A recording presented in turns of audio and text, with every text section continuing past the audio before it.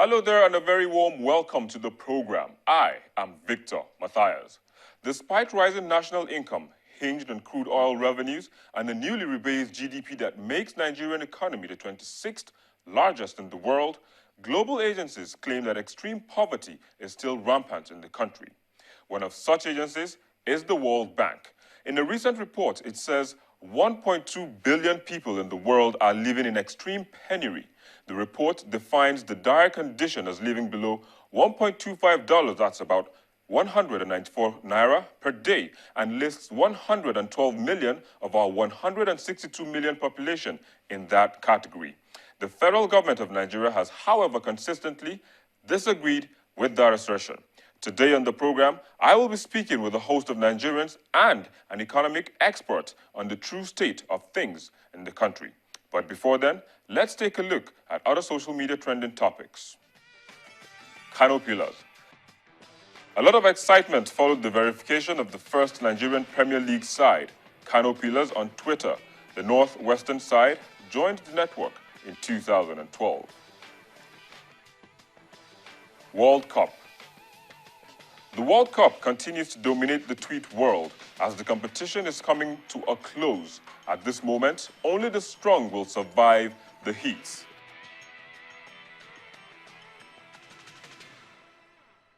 Now let's meet our online contributors.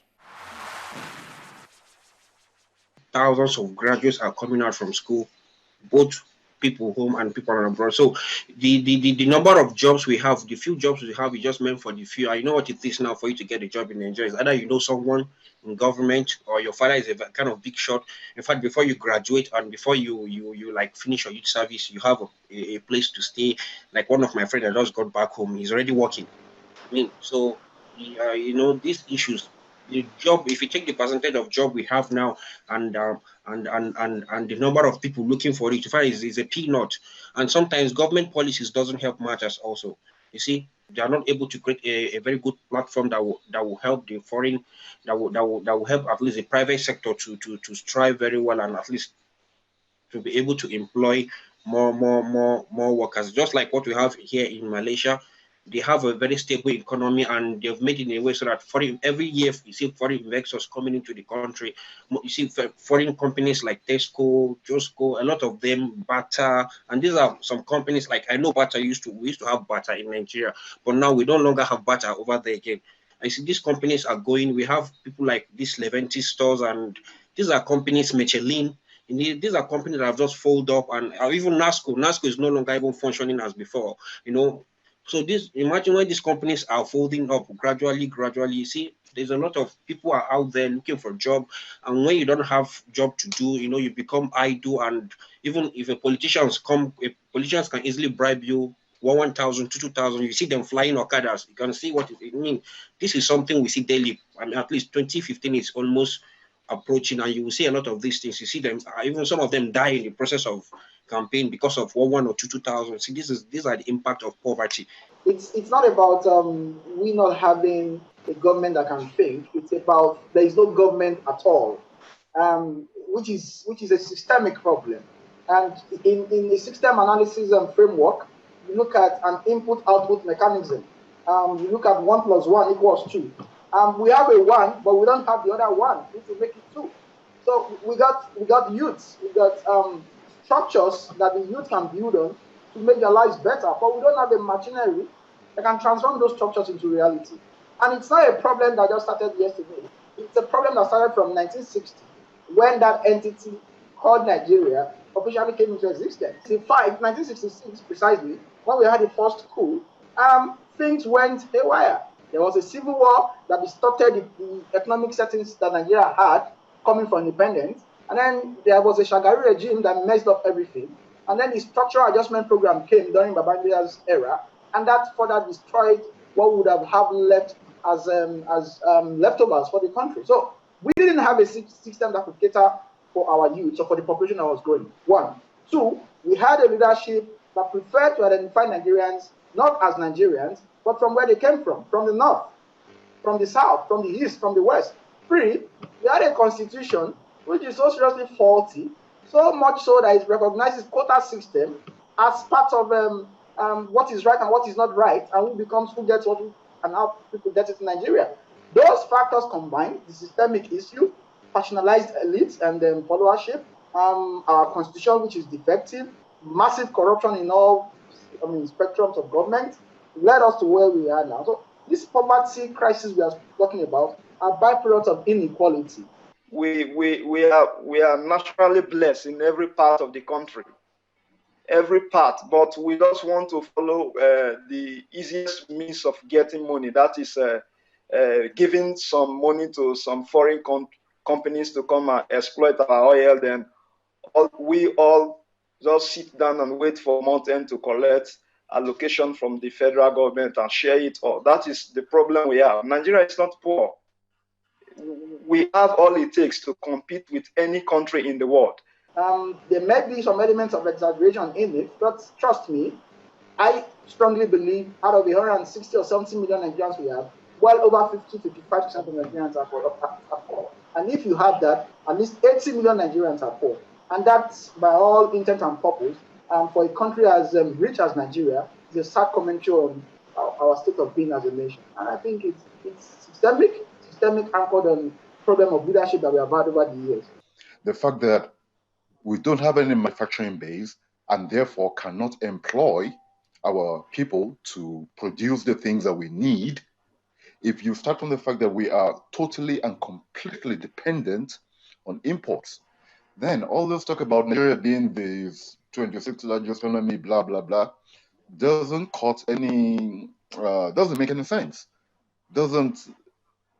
It's only, how should I say? It's only to ignorant people who want to bolster their sense of national pride, a false sense of national pride, who will buy into that.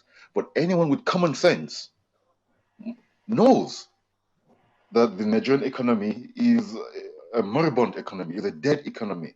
It's a non-existent economy.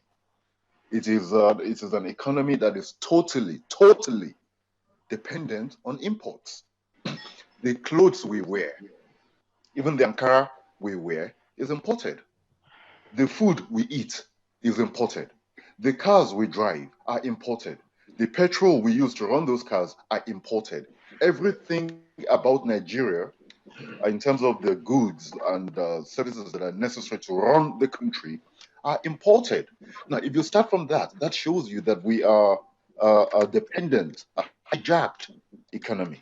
The reason why we buy into these pronouncements from the World Bank and such international institutions is because of the inferiority complex that we Nigerians have in relation to Western institutions. Anything the white man says is gospel because we have an inferiority complex. But we need to start thinking for ourselves and seeing things and coming to our own conclusions for ourselves. There are two branches of economics when you are talking about whether a state is stable or unstable. There is a positive economics and a normative economics. The positive economics is what ought to be. The normative economics is what is. In Nigeria, what you have is a rich but very poor country. We're rich in terms of abundant natural resources. We're rich in terms of manpower, but in terms of the transformation of those abundant natural resources and human capacity, which we have in overabundance, into reality, we are very poor. We are rich in terms of structures that can make us better as a nation, but we lack the credible manpower, the right-thinking individuals to pioneer those ventures into massive jobs for Nigerians. We are rich in terms of beautiful, hardworking youths, very, very hardworking population, extremely positive individuals, but we are poor in terms of giving these people resources that can transform their lives. So we are rich in Naira and Kobo, rich in natural resources, but poor on the ground, poor in terms of infrastructure, poor in terms of education, poor in terms of social welfare and then social amenities, poor in terms of inadequate welfare system, poor in terms of everything you may call sane. So what is the point of you having money in the bank and you are hungry? What is the point of you having money in the bank and you can't even afford to feed your family? What's the point of you having money in the bank and you can't even pay your children's school fees? What's the point of you having money in the bank and your wife cannot get quality health care? She wants to deliver, she's pregnant, she wants to deliver, she cannot have good health care systems to support her. The point Penny made about our economy as totally a dependent economy on foreign goods is right, but the case of World Bank, about the statistics of the World Bank saying that Nigerians live, about 120 million Nigerians live below poverty line, might be true because the facts are inconsistent. The statistics are inconsistent with the facts on ground. Are consistent with the facts on ground. The World Bank statistics are consistent with facts on ground. And case in point is the recent election we had in Ekiti, where you have people trading sustainable development of infrastructure for stomach infrastructure. I saw people queuing with a bag of rice in their hand, casting an election, casting their vote.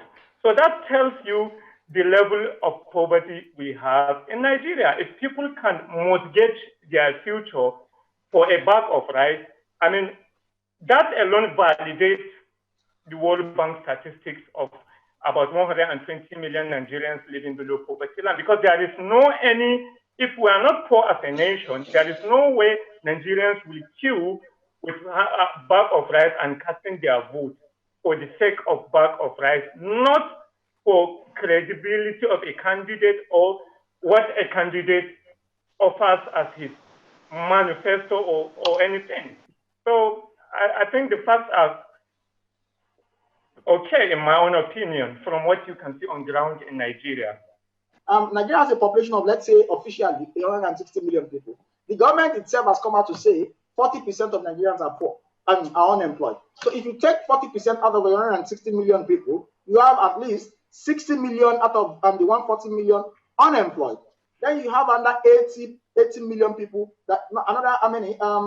61, another 100 million people that the government is claiming is employed. That figure I contest. Let's even grant it that 100 million Nigerians are employed, which is not true. You have the minimum wage set at 18,000 naira a month. Now let us grant that plus the emoluments, the benefits and all that, an average grade 1 or grade 2 civil servant goes home with 35,000 naira in a month. He has 30 days in 1 month. You divide 35,000 naira by 30 days, you have 1,050 or 1,020 naira per month. He has a family, let's say on a moderate basis, he has 2 children. 2 children plus himself makes 3. 1,020 naira per day, divided by 3, you have 300 and something naira, about 330 naira on a daily basis. Out of the 330 naira, the man who is the head of the family will go to work. He would have to service his generator because there's no electricity. The wife will have to prepare food for the family to eat. And then you probably have the kids going to school. They're still going to pay school fees from this money. How on earth would you expect someone who is earning 35,000 naira a month to be a rich man? And that's what you have. And that's how the World Bank arrives at the statistics. I agree in its entirety. The World Bank is a product of the same Western system that is bad. It's a capitalist system that doesn't want third world countries to grow. But in actual fact, what we have staring at us in the face is a systemic problem. It is real. It is true that we are rich, but it is also true that we are poor. Because if you are rich and it doesn't tell on your citizens, you are a poor country. If you are rich and people like us who have maybe 1-2 degrees cannot get good jobs in our country, we are a poor country. If you are rich and your people cannot even afford to manufacture paints, and your manufacturing sector is dead, and the most productive sector in Nigeria is Nollywood, then you are poor, my brother. If you are rich and your country cannot boast of stable electricity for 24 hours in any part of the country, then you are poor. Passion-driven discussion by our contributors on the G+ Hangout. Time for another break, and we will be joined by Henry. No segue. Don't go away.